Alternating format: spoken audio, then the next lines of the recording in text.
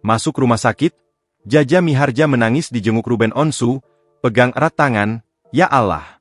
Kabar kurang menyenangkan datang dari pelawak Jaja Miharja yang sedang dirawat di rumah sakit karena kondisi kesehatannya menurun. Kabar tersebut diketahui setelah dibagikan oleh presenter Ruben Onsu melalui unggahan Instagramnya pada Jumat, 30 Mei 2025. Ruben seorang diri menjenguk Jaja Miharja yang terbaring lemah di ranjang rumah sakit.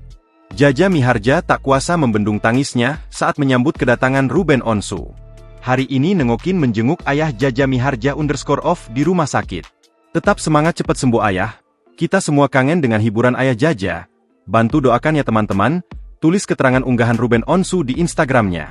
Dalam momen itu, Ruben Onsu langsung mencium tangan dan memeluk Jaja Miharja. Pelawak usia 83 tahun ini sampai tak melepas genggaman eratnya dengan tangan Ruben Onsu. "Ya Allah Ruben, Ruben, Ruben," ucap Jaja Miharja yang menangis terharu.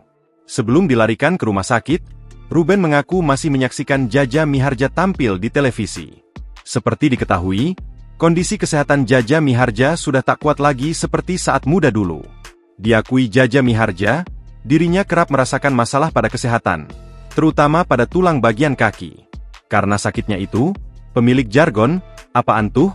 tersebut harus melakukan suntik injeksi setiap 40 hari sekali agar tetap bisa berjalan. Hal itu guna dirinya tetap sehat demi tetap eksis di panggung hiburan tanah air. Namun demikian, Jaja Miharja tak memiliki pantangan makan apapun. Ia bersyukur masih bisa menikmati berbagai makanan kesukaannya. Ia optimis dan konsisten ingin tetap terus berkarya di dunia hiburan tanah air. Download Tribun X sekarang, menghadirkan lokal menjadi Indonesia.